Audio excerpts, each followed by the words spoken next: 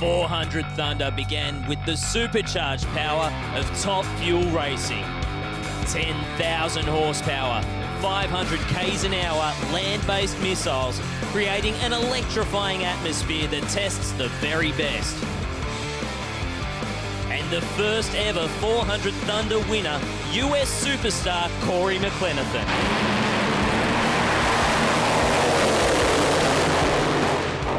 Was a spectacular win for popular team owner Santo Rapasada. This is what makes me want to be a drag racer and keep on doing it. 52 years old, still winning.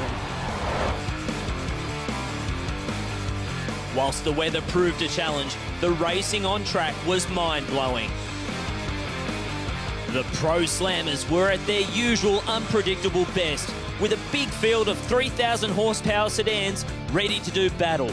But it was Mark Belleri's Holden Trade Club Monaro providing one of the biggest moments of the event.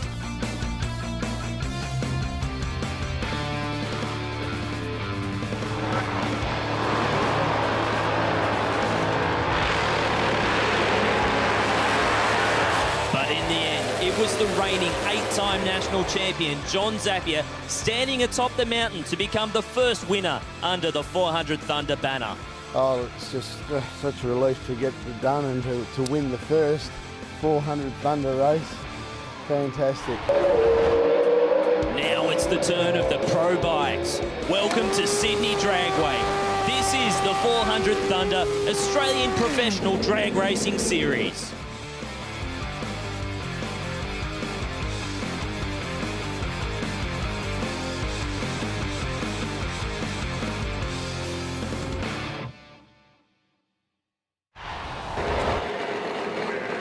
First session of qualifying now for Pro Stock Motorcycle. What a fantastic field we've got here this weekend.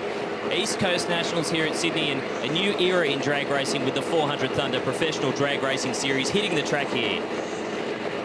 Scott White in the near lane and Brad Lemberg on the far side of the racetrack.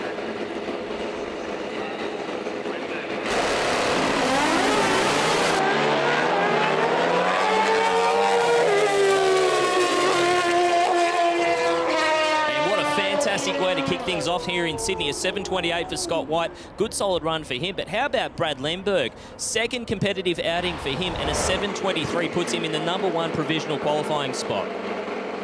Glenn Worcester now on that beautiful black motorcycle, closest to camera, taking on Lockie Island, a former national champion in this class, racing on the Lucas Oil motorcycle.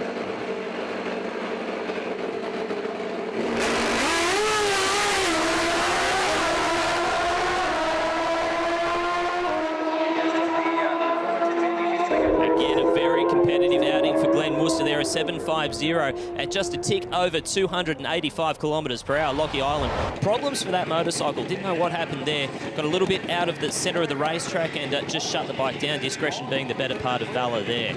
Corey Buttigieg now on the only Harley-Davidson powered bike in this field, and it has a completely different sound to anything else we've got. Problems for Buttigieg. That's still a fairly new combination, all very close to the wall there.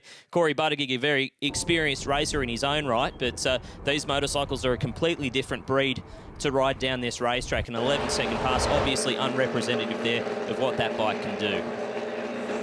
And you could say that we've saved the best for last here. Our reigning national champion in this class, Morris Allen.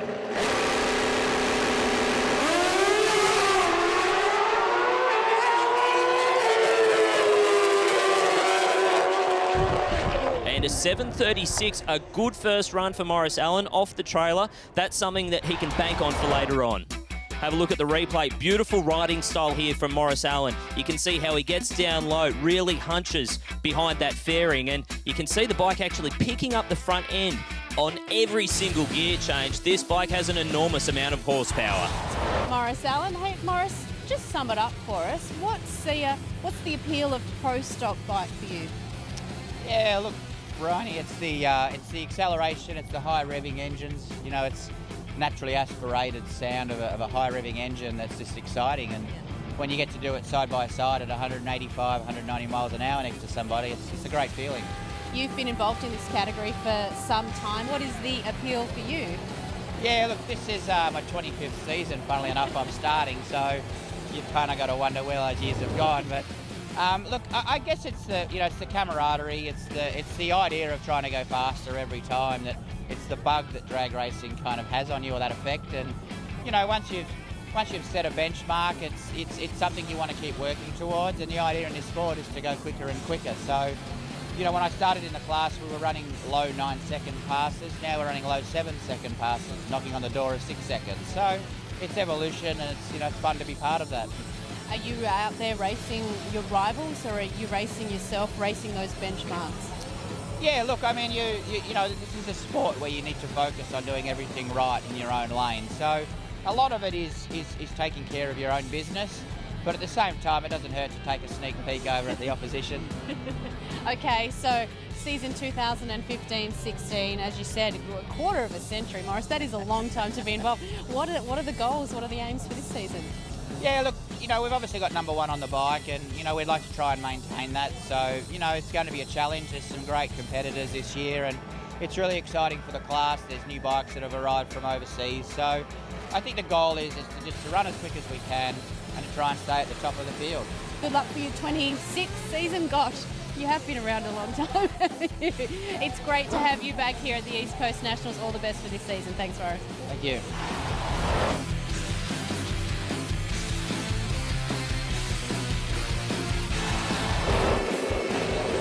Qualifying session number 2 coming up to the start line now, and our provisional number 1 qualifier on the line closest to camera on the VP Racing Fuels motorcycle, taking on Glenn Worcester on the far side of the racetrack.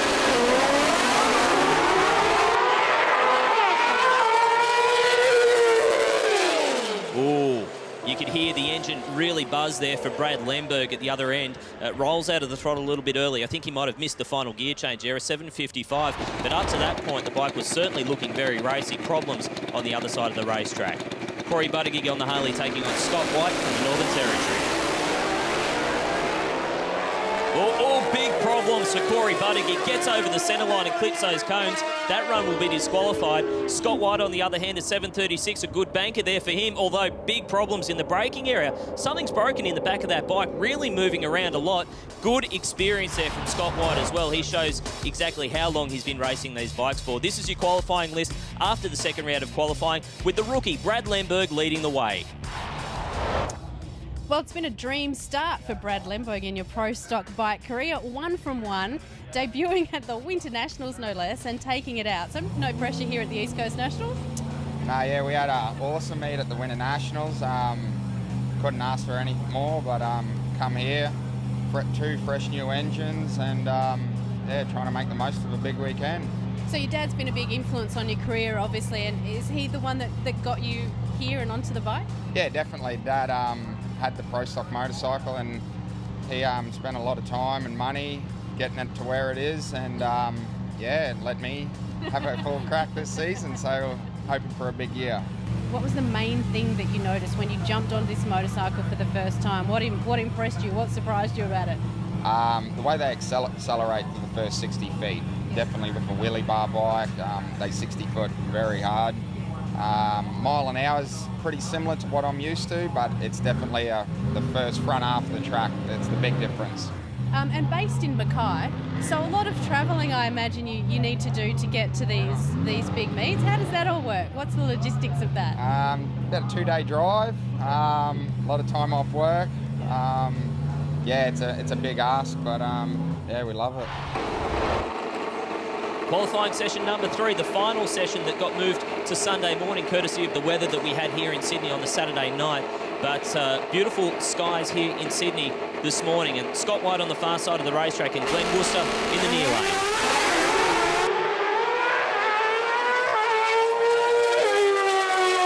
Problems for Worcester on that run, and at 7:36, almost identical to what Scott White ran in the second round of qualifying. He will stay in that number 2 qualifying spot, provided nobody can bump him down. Morris Allen rolling up to the line now on that beautiful red motorcycle. Reigning national champion, this man. Been riding these bikes for over 20 years. He is the most experienced rider in the field, with the exception perhaps of Scott White.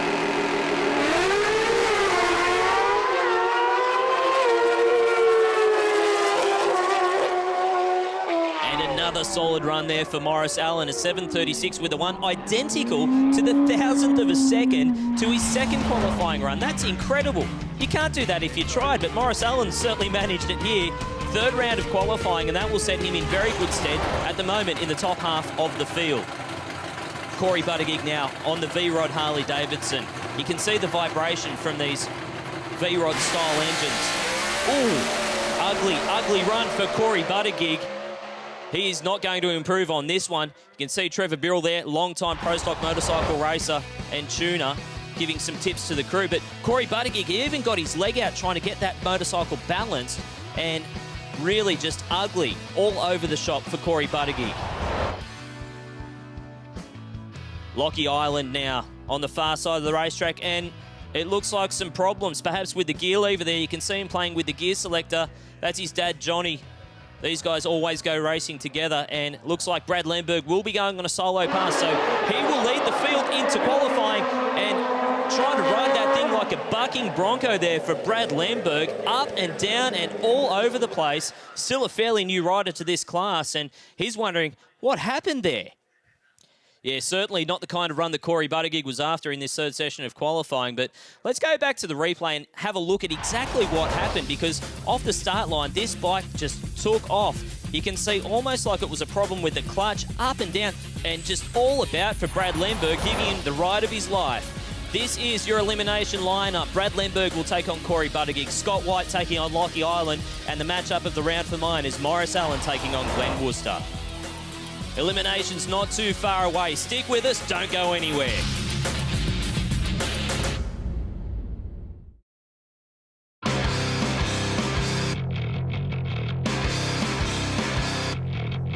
Welcome back to Sydney.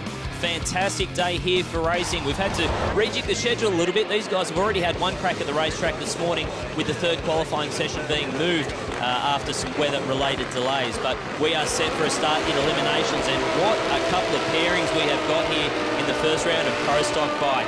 It is the first pair, Corey Buttigieg on the Harley Davidson, actually qualified at the bottom of the field this weekend. Would not have expected that coming in on its day. That motorcycle is without a doubt one of the quickest bikes in this field. And our number one qualifier on the other side of the track, Brad Lemberg on that VP Racing Fuels motorcycle. This guy has had a dream start to his drag racing career.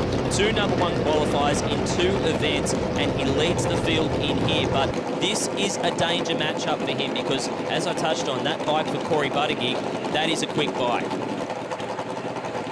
You can really hear the difference between these two styles of motorcycle. You've got the Suzuki, the multi-cylinder bike on this side of the racetrack, that high-pitched scream up against that thumping V-twin on this side of the racetrack.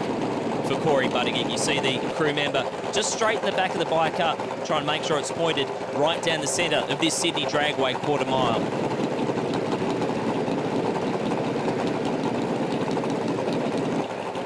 Two relatively new riders looking to make a name for themselves here in Sydney in this, the first of the 400 Thunder race meetings.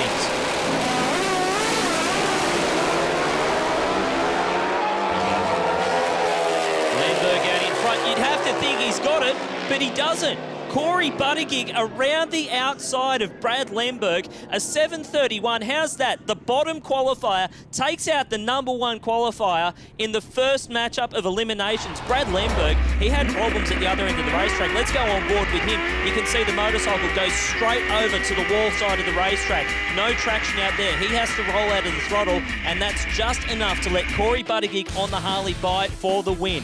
And Corey Buttigieg, well, he had his own problems on that side of the racetrack. You can see the bike didn't leave particularly cleanly, but for the first time this weekend, that bike went straight down the centre of the racetrack, and as a result, he gets a win light in his lane. The lean on Brad Lemberg's bike there is way over. That's not the way you want to ride these bikes, but he keeps it shiny side up. He'll live to fight another day, and we will see Corey Buttigieg back for the semi-finals. Scott White now lining up for his crack at this Sydney Dragway quarter mile, the Northern Territorian, with a little bit of help this weekend in getting to this event.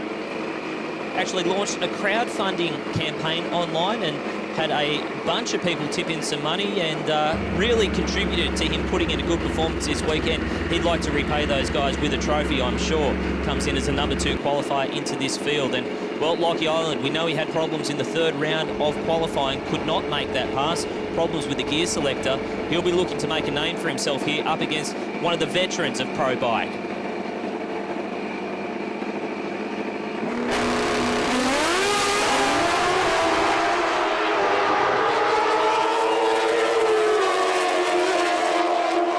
Fantastic race to half-track, but the horsepower of that bike for Scott White shows on the top end of the racetrack. A 7:38 for him at just a tick under 287 kilometres per hour. And Lockie Island, a valiant effort for the former national champion, but a 7:64 was never really in it. But his riding certainly put him in this race. A whole shot, meaning his first off the start line, really made Scott White work for that one.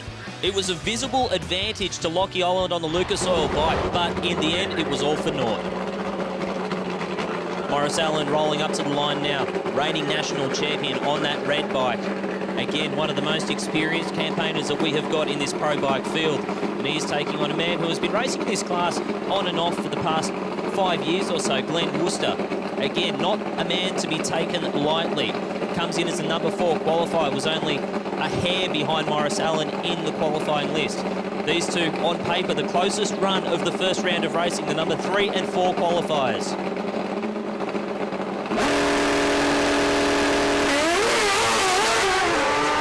And major problems for Morris Allen off the start line. He tries to chase it down, but Glenn Worcester, how's that for a run? 7:31 at over 290 kilometres per hour. He looks around to see where Morris Allen was. He was expecting him to come past him at the finish line, I'm sure. But you can see Morris Allen bouncing like a kangaroo on a trampoline, trying to get that bike down the racetrack, just could not get it sorted. He tried to get back in the throttle, but by that point, Glenn Worcester was long gone and Morris Allen out in round 1. Corey, what a time for things to fall into place for you. Amazing, knocking out the top qualifier. Well done.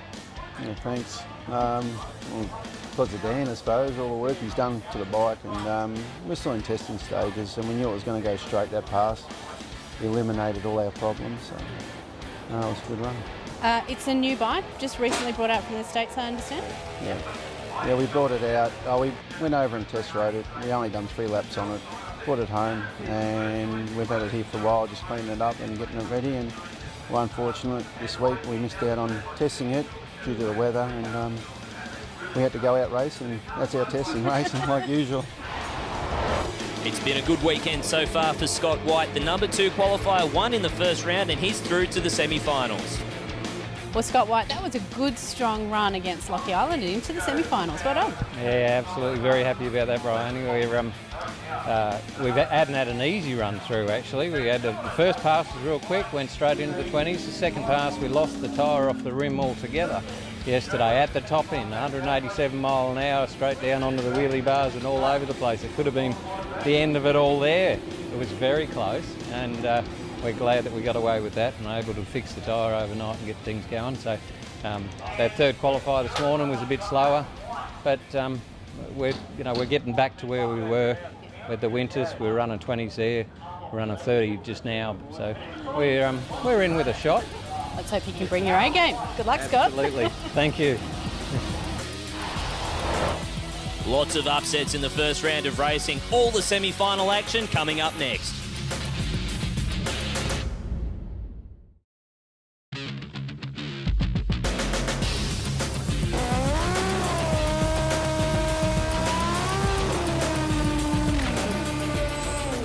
Semi-final time now here in Sydney in the very first 400 Thunder event that we have run at Sydney Dragway. And what a semi-final matchup we have got for you here. Glenn Worcester in the first round of racing taking out the reigning national champion Morris Allen. An incredible effort from Glenn, and well, Scott White, no surprises for him. That bike has been performing absolutely superbly all weekend long. Again, took out a former national champion in the form of Lockie Island. So 2 very in-form races now. Both guys looking to put their stamp on the championship early in the season.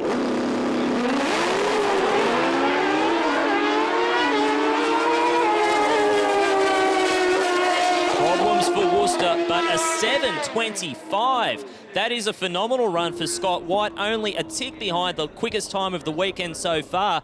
0.62 on the tree and 287 kilometres per hour at the top end of the racetrack. That is a flawless performance from Scott White.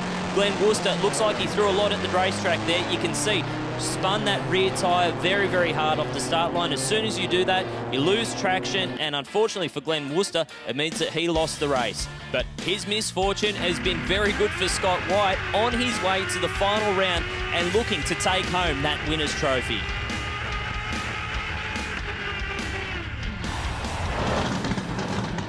Our other semi-final now, and unfortunately it is not a pairing, but it is a solo pass. Corey Buttigieg getting that solo pass courtesy of knocking out the #1 qualifier in the first round of racing. It was an incredible effort for a man who hadn't even got down the racetrack in representative fashion during qualifying on the only Harley-Davidson powered bike in this field.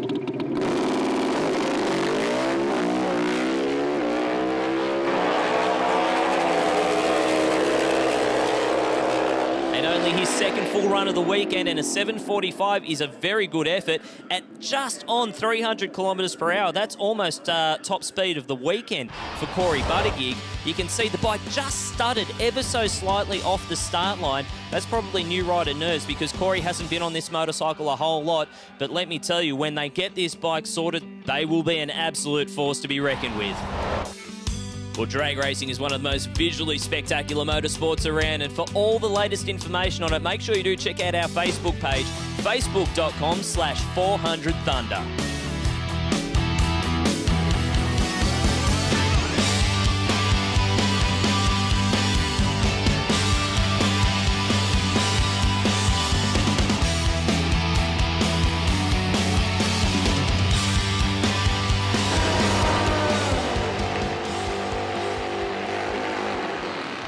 Time for the final round, and you want to talk about experience versus youthful exuberance. Well, we've got it here. Scott White, the wily veteran on the Suzuki, the #2 qualifier heading into eliminations today, and he has fought his way through to this final round, the first in the 400 Thunder era of professional drag racing, and he's taking on a man in his very first final round. Corey Buttigieg on the Harley-Davidson, looking to slay another Suzuki here this weekend. He's had a good run up until now. It's been a dream run for him through eliminations after a troubled qualifying. And it's over. It is over. Scott White will take the win. A 7:29 puts an exclamation point on what has been a dream weekend for the Northern Territorian. Corey Buttigieg, unfortunately for him, a 20-second pass, not representative of what we've seen from that motorcycle all weekend long.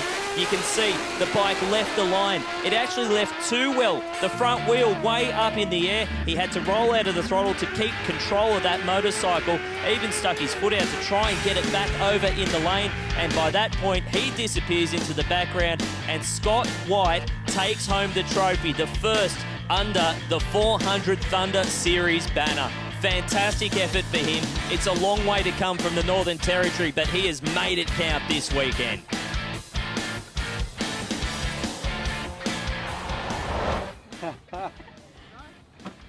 Thank you to every single one of these people that are on here.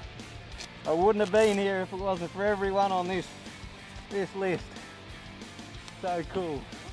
Yes, please. Oh. Wow, what that smile says it all, Scott. What an effort. Long time coming. A long time coming. I've won events before. I've never won a gold Christmas tree. That's been the goal all the way along.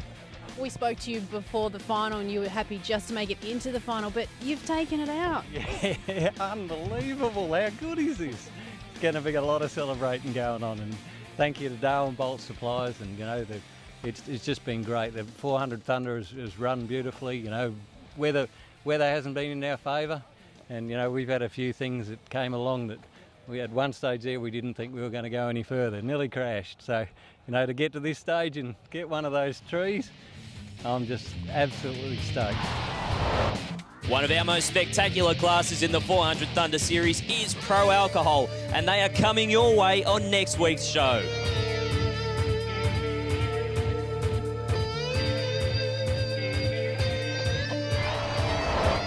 Well, they say you get by with a little help from your friends, and Scott White, it's a good thing for him. He's got lots of friends. A worthy winner here at Sydney Dragway. That's all we've got for this week's show, but make sure you tune in next week for Pro Alcohol. It's been fantastic to have you. We'll see you next time.